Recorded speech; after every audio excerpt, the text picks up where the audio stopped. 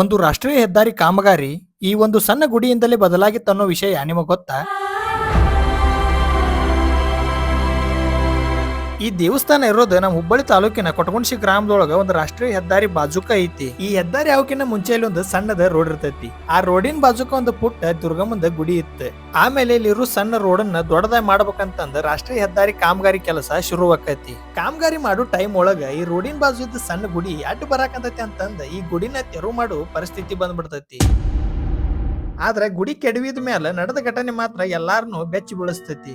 ಊರಿನ ಜನ ಎಷ್ಟ ಹೇಳಿದ್ರು ಅವ್ರ ಮಾತು ಲೆಕ್ಕಿಸ್ತಾನ. ಅವ್ರ ಇಂಜಿನಿಯರ್ ಹೇಳಿದ್ವು ಅಂದ ಮಾತಿನ ಸಣ್ಣ ದೇವಸ್ಥಾನವನ್ನ ತೆರವುಗೊಳಿಸಿದ ಸಲುವಾಗಿ ಸ್ವಲ್ಪ ದಿನ ಆದ್ಮ್ಯಾಗ JCB ಆಪರೇಟರ್ನು ಎರಡು ಕಣ್ಣುಗಳ ಕಳ್ಕೊಳ್ಳೋ ಪರಿಸ್ಥಿತಿ ಬರ್ತೈತಿ. ಅಷ್ಟೇ ಅಲ್ಲ, ಹೈವೇ ಕಾಮಗಾರಿ ಕೆಲಸ 60 ಕಿಲೋಮೀಟರ್ ದೂರದಷ್ಟು ಒಂದಿಲ್ದ ಒಂದ್ ಅಡಚಣೆಗಳು ಬರಾಕ ಶುರುವಾಗ್ಬಿಡ್ತಾವಂತ.